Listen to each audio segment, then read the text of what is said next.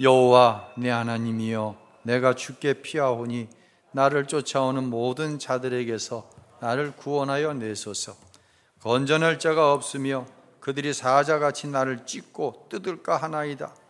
여호와 내 하나님이여, 내가 이런 일을 행하였거나 내 손에 죄악이 있거나 화친한 자를 악으로 갚았거나 내 대적에게서 까닭없이 빼앗았거든 원수가 나의 영혼을 쫓아 잡아 내 생명을 땅에 짓밟게 하고 내 영광을 먼지 속에 살게 하소서.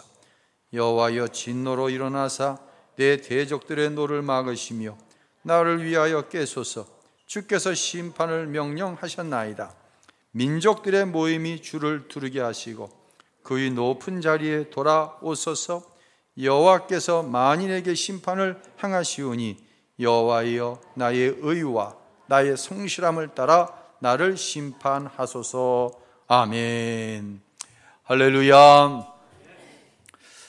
어느 날 80대 초반에 기품 있고 점잖은 남자 권사님 한 분이 상담을 요청해 왔습니다. 그분은 기도하는 어머님이 돼서 자라 30대 초반에 인격적으로 예수님을 만나는 은혜의 경험을 한 분이에요. 그리고 믿음이 좋은 자매를 만나 일녀를 두고 사회적으로도 부족함이 없는 분이었습니다. 어느 것 하나 부러울 것이 없는 분이었어요. 그런데 이 남자 권사님께서 첫 번 하신 말씀이, 목사님, 제가 지금 삶을 스스로 끊는다면 죄가 되겠습니까? 라고 묻는 거예요. 그리고는 두꺼운 4권의 파일을 내어 보이는데 그 안에 녹취록, 공증서류, 재판서류 등이 나열되어 있었어요. 하면서 부언으로 설명하는 것이 저와 제 아들의 재판 서류입니다 라고 그러는 거예요. 권사님은 4년 전에 부인 권사님이 소천을 하셨어요. 다복했던 권사님의 가정에 많은 일들이 거짓말처럼 일어났습니다. 이제 일남일녀니까는요, 홀로 된 아버지를 아들이 모시겠다고 했어요. 그래서 아버지의 집에 아들의 가정이 들어왔어요. 그런데 그날부터 때로는 아들 부부가 아버지를 속이기도 하고 가끔은 회유와 협박을 하면서 아버지 소유의 땅과 집과 가치 있는 것들을 하나씩 침범하기 시작하는 거예요. 권사님은 그래, 이것도 부모된 자의 감당해야 할 몫이지라는 좋은 마음으로 감당을 하셨습니다. 하지만 어느 날부터 자신을 대하는 아들과 며느리의 태도가 너무 다른 거예요. 이제 권사님은 마음의 결정을 하셨어요. 이렇게 살다간 자식도 잃고 모든 거 다 잃어버리겠다. 아들을 내외를 불러서 내가 분가하겠다. 그러니 내가 너희에게 물려주고 때로는 어떤 것들은 너희가 보관하겠다고 하는 것 중에 최소한의 것을 나에게 다오. 그럼 내가 죽을 때까지 그것을 가지고 살겠다라고 이야기를 했어요. 그랬더니 이 아들이 그날부터 소송을 시작했어요. 얼마나 권사님이 크게 절망했는지 듣는 목사에게 그 절망감이 고스란히 느껴지는 거예요. 권사님과의 대화가 끝날 쯤에 권사님, 제가 기도해 드리겠습니다. 그랬더니 80이 넘으신 권사님께서 목사 앞에 무릎을 꿇고 이렇게 얘기하시는 거예요. 목사님, 내일 아침 일어날 때 눈을 뜨지 않고 하나님 앞에 있을 수 있도록 기도해 주세요 하면서 흐느껴 우시는 거였습니다. 사랑하는 성도 여러분, 누군가에게 이유 없는 비난을 당하거나 믿었던 사람에게 저주스러운 배신을 당하는 일이 우리의 삶 가운데 없으면 좋겠지만 우리의 삶 속에는 엄연히 이러한 사실들이 있다고 하는 것이에요. 제가 예를 들긴 했지만 이 일 이외에도 믿었던 사람, 무엇인가를 일방적으로 베풀기만 했던 그 대상에게 배신을 당한다고 하는 것은 이루 말할 수 없는 아픔이 될 수밖에 없습니다. 우리는 이럴 때 어떤 반응을 해야 하는가? 이것이 바로 시편 7편에서 다루고 있는 주제입니다. 시편 7편은요, 다윗의 개인적인 탄원의 시입니다. 시편을 강의하면서 앞으로 탄원이라고 하는 단어를 많이 사용하게 될 거예요. 이 탄원이란 어떤 의미가 있냐면 억울하거나 딱한 사정을 하소연하여 도와주기를 바라는 것, 이것을 가리켜서 이제 탄원이라고 이야기를 합니다. 사람들은요, 억울한 일을 당할 때 하는 첫 번째 공통적인 행동이 있어요. 누군가를 내 편으로 만들어서 좀 동조해 달라고, 내 이 억울함에 동의해 달라고 합니다. 혹시 여러분은 억울할 때 하나님 그놈 편이 아니라, 그 인간 편이 아니라 내 편이셔야 합니다 라는 생각을 해보신 적은 있지 않나요? 다윗을 죽이고자 하는 많은 사람들이 있었어요. 하다못해 자신의 부하 장수나 또 자식들 중에도 다윗을 죽이고자 하는 이도 있었지만 가장 집요하게 다윗을 죽이려고 했던 사람이 누구죠? 이스라엘의 초대 왕인 사울입니다. 얼마나 집요하게 추적을 했는지 몰라요. 더 나아가서 이런 소문도 냈습니다. 아니, 이 다윗이 볼품없는 양치기를 내가 내 사위를 삼았는데 이것이 욕심이 많아가지고 백성들의 인기를 힘입어서 등에 업고 나를 죽이고 왕이 되려고 한다고 하는 소문도 냈어요. 다윗에게 그런 마음이 있었어요, 없었어요? 없었어요. 오히려 다윗은 사울을 죽일 수 있는 기회가 있음에도 불구하고 하나님께서 기름 부으신 이의 몸에 손을 대어서는 안 된다고 하는 바른 신앙으로 사울을 살렸습니다. 그래서 다윗은 더 억울한 거예요.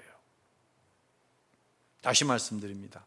다윗은요, 억울하니 하나님 내 편 되어주세요 그렇게 쓴 시가 아니에요. 오히려 3절과 5절에 보면 다윗의 성실한 마음이 나옵니다. 우리 한번 읽어볼까요? 여호와 내 하나님이여, 내가 이런 일을 행하였거나 내 손에 죄악이 있거나 화친한 자를 악으로 갚았거나 내 대적에게서 까닭 없이 빼앗았거든 원수가 나의 영혼을 쫓아 잡아 내 생명을 땅에 짓밟게 하고 내 영광을 먼지 속에 살게 하소서. 다윗은 지금 자기가 당하고 있는 억울함이 내가 그 사람에게 악을 행했어요. 그 사람의 소유를 왕해라고 하는 이 권력을 가지고 억지로 취했어요. 그 결과로 당하는 모욕이나 배신이라고 얘기할 수도 없죠. 이 어려움이라고 한다면 하나님 그 사람 뜻대로 될 수 있게 하세요. 나를 이 왕권을 먼지 속에 땅바닥에 미어치셔서 나 좀 정신 좀 차리게 하세요. 지금 다윗은 그러고 있는 거예요. 결코 다윗은 하나님을 자기 편 삼으려고 하지 않았어요.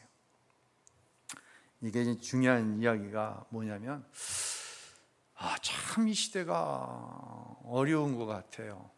좀 범위를 좁히면 누구와 이제 다툼이 있습니다. 그런데 나는 이 A라고 하는 사람하고 친해.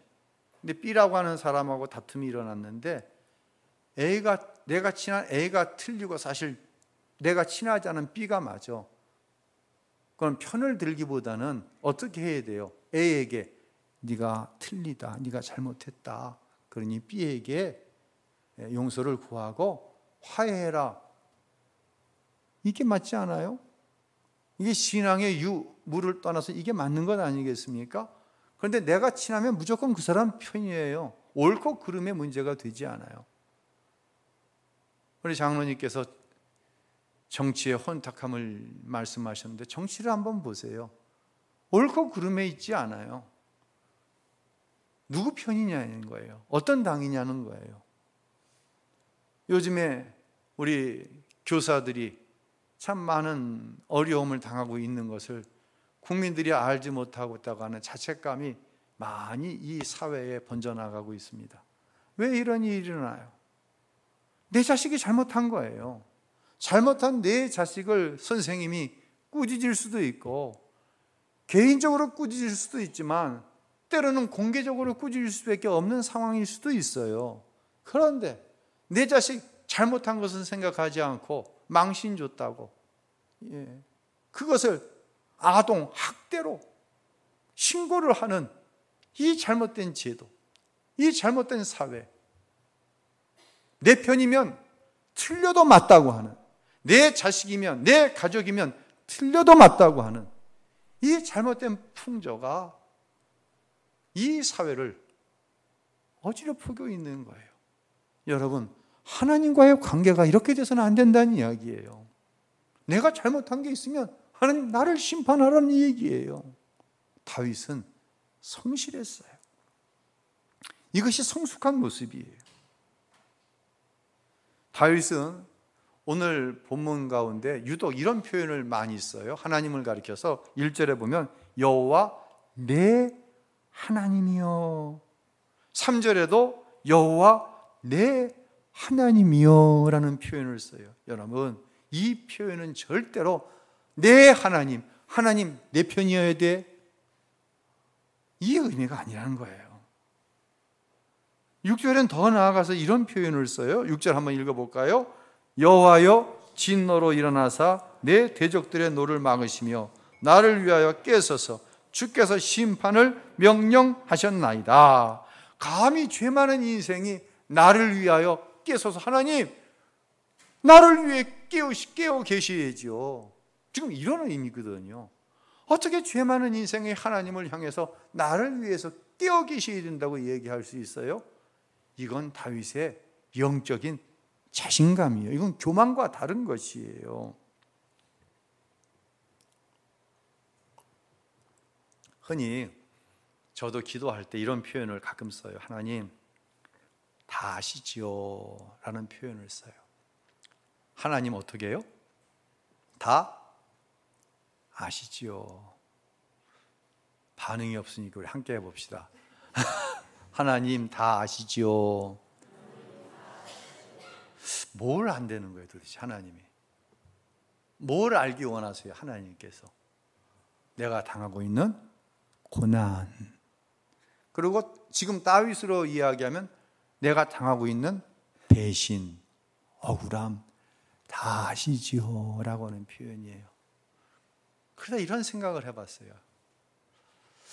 야, 하나님이 내 억울함과 고난만 아실까? 내 안에 있는 무엇도 아실까요? 죄도 아시죠. 또 내 안에 있는 무엇도 아실까요? 겉으로는 누군가를 사랑하고 높이는 척 하는데 사실 내 안에는 다른 숨은 의도가 있는 거야. 나쁜 의도가 있는 거야. 그를 이용해 먹으려고. 그가 가지고 있는 무엇인가를 통해서 내가 이루고자 하는 것을 이루고자 하는 나쁜 의도, 그것도 하나님이 아세요. 우리의 온전하지 못하는 헌신도 아세요. 목사니까 이 정도는 해야지. 이건 성실한 의도가 아니에요. 장로니까, 권사니까, 안수 집사니까 이 정도는 해야지. 집사니까 그래도 이런 흉내는 내야지. 여러분, 하나님은 그 온전하지 않은 헌신도 다 아세요. 그러니까 하나님 다 아시지요. 우리는 참 이기적이고, 우리는 신앙생활을 어떤 면에서 정말 나 중심적으로 편리하게 하려고 하는 그런 성실하지 못한 의도가 내 안에 있어요. 내 안에 또 있는 것이 뭐냐? 나도 알지 못하는 죄가 있어요. 사무엘상 12장에 보면은 다윗이 이 부하 장수 우리아의 부인 바세바를 취하잖아요. 그리고 임신을 하니까 그것을 감추려고 어떻게 해요? 우리아를 최전방에 나아가 죽게 만들잖아요. 근데 다윗이 이것을 죄로 알았어요? 몰랐어요? 죄로 몰랐어요. 죄로 여기질 않는 거예요. 그러니까 하나님께서 나단 선지자를 다윗에게 보내셔서 이런 이야기를 합니다. 한 마을에 가난한 노인이 살았습니다. 왕이요. 그 노인은 아무런 재산이 없습니다. 가축도 없습니다. 오직 어린 양 한 마리를 딸처럼 여기면서 살았습니다. 부자가 있습니다. 부자에게는 셀 수 없이 많은 소도 있고 양도 있었습니다. 어느 날 이 부자 집에 나그네가 찾아와서 먹을 것을 대접해야 되겠는데 그 많은 자신의 양과 소가 아까워서 그 노인이 딸처럼 여기는 양을 강제로 가져다가 잡아서 그 나그네를 대접했습니다. 이 이야기를 듣던 다윗이 크게 노합니다. 분노합니다. 그러면서 한 이야기가 사무엘하 12장 5절에 나옵니다. 함께 읽어볼까요? 다윗이 그 사람으로 말미암아 노하여 나단에게 이르되 여호와의 살아계심을 두고 맹세하노니 이 일을 행한 그 사람은 마땅히 죽을지라. 아멘하기도 두렵네. 다윗이 반드시 죽여야 된다는 사람이 누구예요? 다윗 자신이에요. 자기에게는 부인과 많은 후궁들이 있었어요. 마음만 먹으면 얼마든지 여인들을 취할 수 있어요.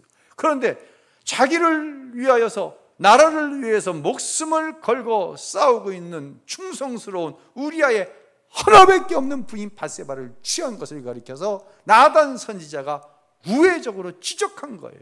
그런데 그놈을 잡아다 죽이라는 거예요. 다윗 자기는 아는 거예요? 모르는 거예요? 죄를 모르는 거예요. 모르는 거예요.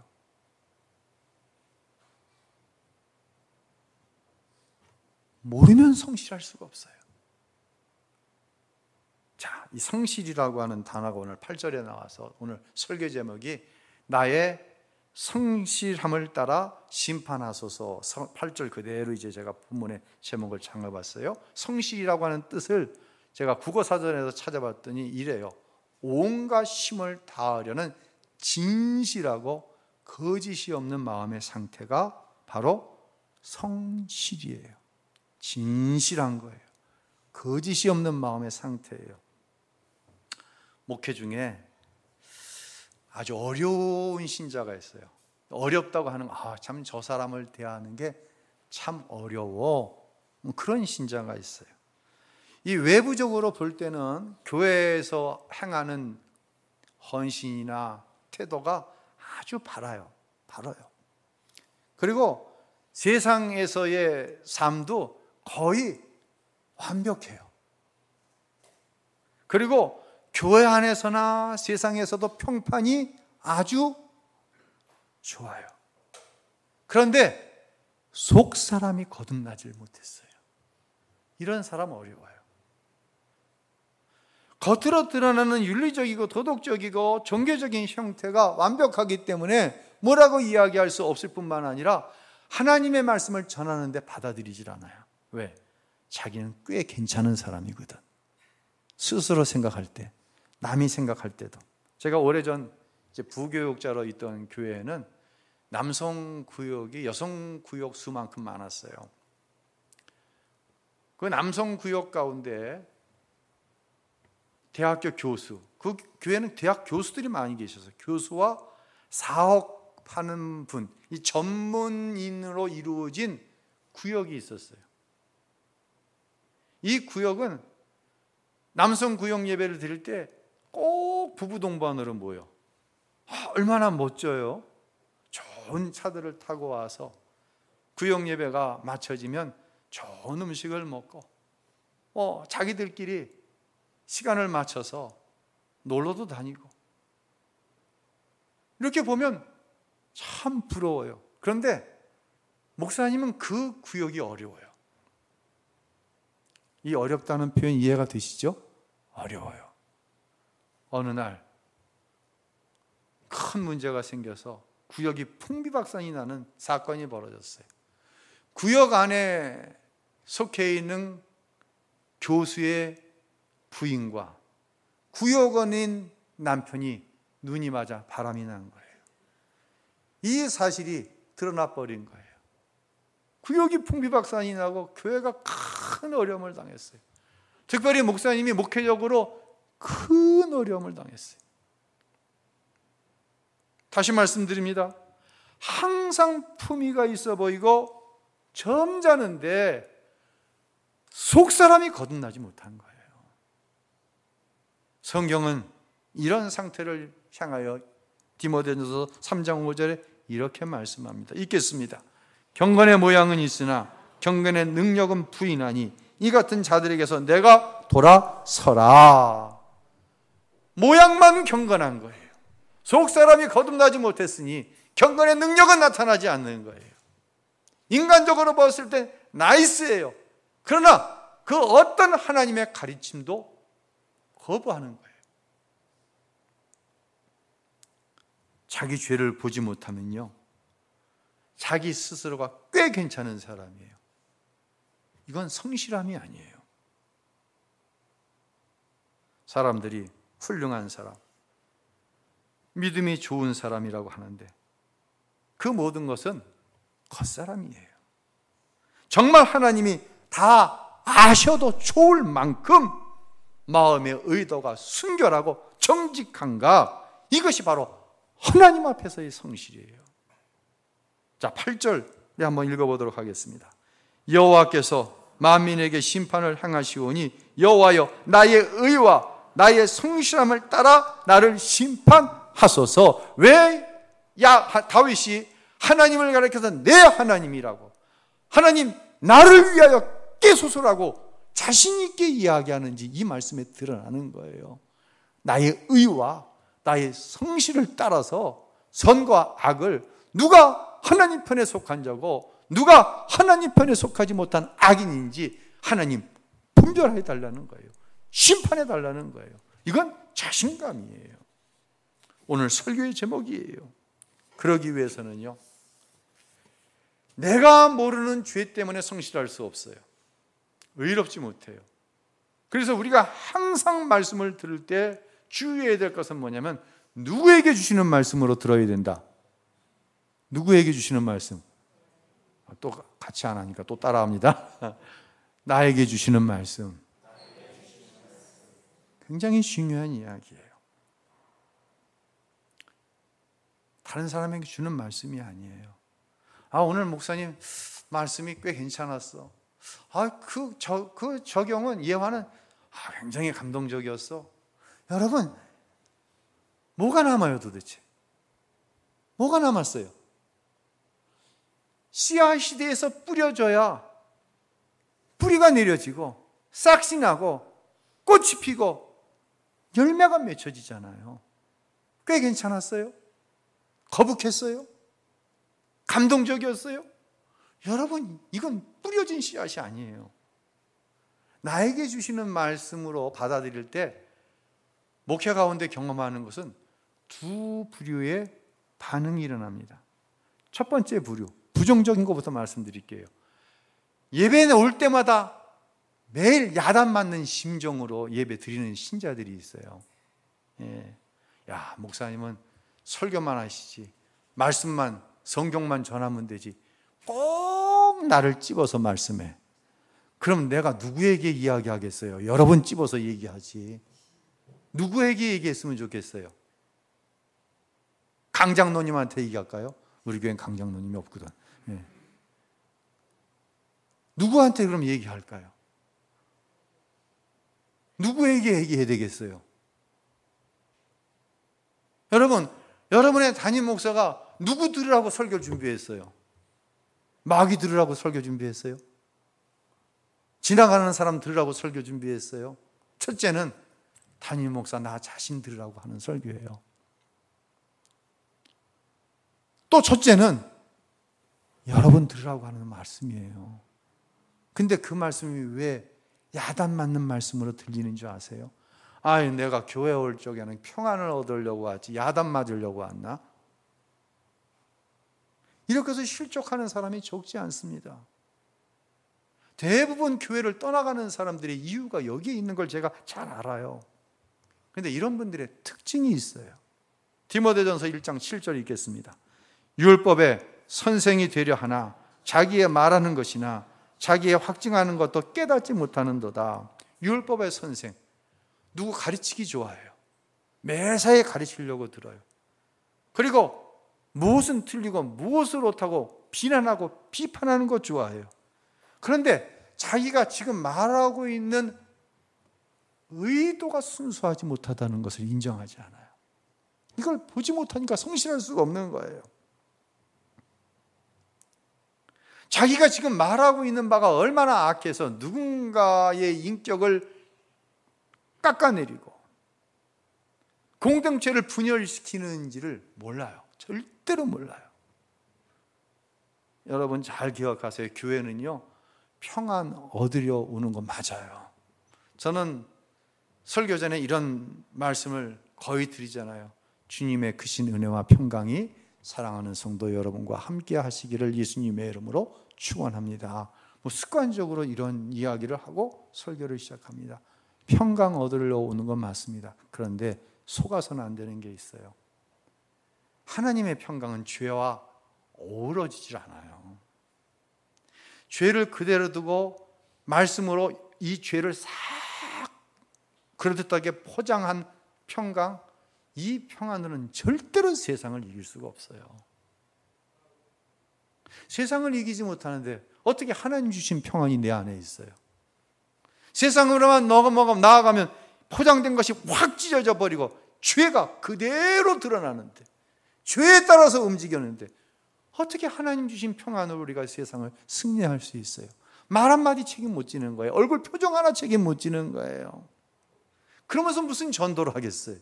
내 안에 하나님 주신 평안이 없는데. 두 번째, 나에게 주시는 말씀으로 듣는 긍정적인 것은 회개가 일어나는 거예요. 주시는 말씀으로. 이런 분들은 회개가 일어나는 순간 하나님 말씀대로 살고 싶다고 하는 욕심이 생겨요. 거룩한 욕심이. 그런데 문제는 뭐예요? 내 의지를 가지고, 내 자유의지를 가지고서는 절대로 하나님의 말씀을 100% 만족시킬 수 없다고 하는 이 거룩한 욕심이 더해지는 거예요.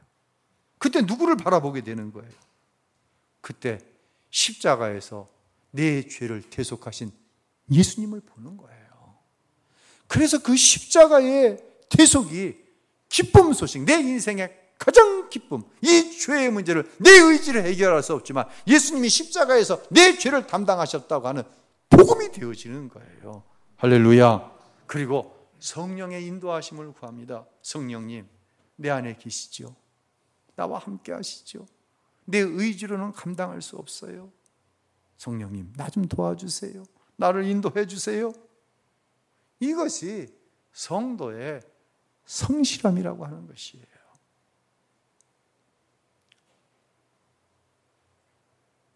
예수님의 마음을 품어야 됩니다. 그러기 위해서는요. 요즘에 이제 코로나가 지나가면서 코로나 때 신방을 못했어요. 그렇죠? 신방 간다고 하면 담임 목사님이 신방 가신답니다. 그러면 뭐가 제일 부담스러워요? 여러분, 뭐가 제일 부담스러워요? 뭐가 제일 안 부담스러워요? 그럼 무조건 가요? 예. 뭐가 제일 부담스러워요? 최경희 권사님. 그렇지. 청소가 제일 부담스러운 거예요. 아니, 지저분한데. 신방 가면 두 부류가 있어요. 방문을 다 닫아놓은 집, 화장실까지 방문을 비워 다 열어놓은 집. 그냥 청소하다가 아이고 이놈의 그 지저분한 거 어떻게 치울 수도 없고 그냥 방에다 갖다 딱 집어넣고 문 꽉 잠가버리는 거예요. 사모님, 신방 가갖고 직구경 하자는 얘기하면 안 돼. 신방대원들 신방 가셔서 아이고 직구경 좀 해 이러면 안 돼. 어떤 집은 돼. 다 열어놓은 집은 다 구경하세요. 자신 있는 거예요. 근데 방문을 열어보는데 어떤 방문이 꽉 잠겨 있어. 거기 다 쳐놓은 거예요. 그런데 가능하지 않은 게 있어요. 예수님이 내 안에 찾아오셨어요. 죄를 숨길 수가 없어요. 예수님이 내 안에 찾아오시면 죄를 숨길 수가 없어요. 여러분, 내가 예수님을 지금 속이고 있는 게 아니에요. 드러나지 않은 죄가 내 안에 있는데 이 죄 그대로 가지고 신앙생활에도 아무 문제가 안 일어나네. 하나님이 속고 있다고 생각하지 마세요. 상한 갈대를 꺾지 아니하시고 꺼져가는 심지도 끄지 아니하는 심정을 가지고 우리 예수님 지금 참아주고 계신 거예요. 인내하고 계시는 거예요.